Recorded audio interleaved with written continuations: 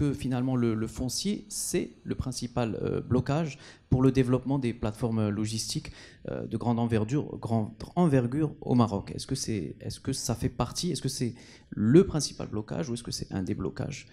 Et donc oui, alors pour répondre déjà à la première partie de la question, est-ce que le foncier est une composante importante pour la logistique? Oui, parce que je pense que quand on prend une opération logistique, l'entreposage, et quand on veut allez réfléchir coût de revient aujourd'hui, la partie foncier plus la partie, on va dire le bâtiment logistique est une partie importante de l'équation du coût de revient. C'est peut-être 70-80% du coût de revient. Et donc c'est important de pouvoir, dès le départ, on va dire, avoir une équation avec cette variable foncière et bâtiment, construction de bâtiment qui soit, on va dire, neutralisée pour pouvoir avoir un coût compétitif. Donc oui, c'est important. Deuxième point, je pense qu'il est important aujourd'hui d'avoir le bon, on va dire le bon foncier ou le bon bâtiment logistique dans le bon endroit, parce que dans la logistique, c'est-à-dire tout se joue sur les flux. Donc choisir ou trouver un foncier qui soit à proximité de zones portuaires ou d'aéroports ou de zones industrielles est très important, parce que effectivement après plus les distances sont lointaines, plus le coût logistique est important. Donc il faut trouver le bon foncier, il faut le trouver dans le bon endroit. Et il faut aussi un paramètre supplémentaire, je pense, qui est celui qu'il y ait la nomenclature urbaine, c'est-à-dire qu'il faut trouver à quelle hauteur on peut construire tel bâtiment dans tel endroit, parce que pour l'efficacité logistique, la hauteur est importante, mais si on ne peut pas construire au-delà de 8 mètres ou 10 mètres, donc on perd de l'efficacité logistique. Et enfin, le prix qui est important, je pense qu'on a parlé un peu au départ, mais le prix est une composante importante qui doit être aussi neutralisée.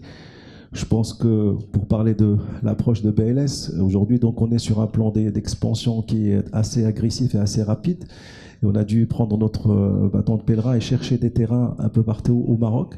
Donc dans cette recherche, c'est vrai qu'on reparlera de la MDL qui est en train de faire un travail fantastique sur cette partie-là et qui est dans les fruits, on les verra, je pense, cette année. Mais on a dû trouver les bons terrains à des prix on va appeler ça les prix du marché, un peu plus que les prix du marché.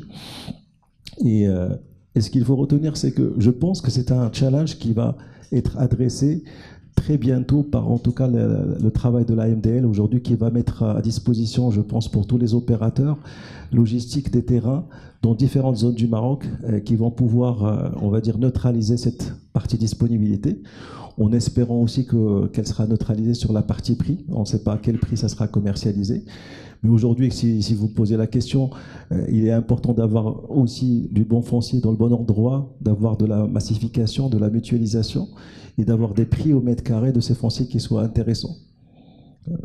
Sible Maachi, vous partagez la vision de Dissou et partage la vision de BLS? Oui, je pense que c'est à la fois un problème de foncier et aussi de réglementation. Il n'y a pas que le foncier. Le foncier peut représenter un coût significatif qui va de 15 jusqu'à 30. Nous, on a fait une plateforme, on a eu pratiquement un coût de 30% juste sur le foncier.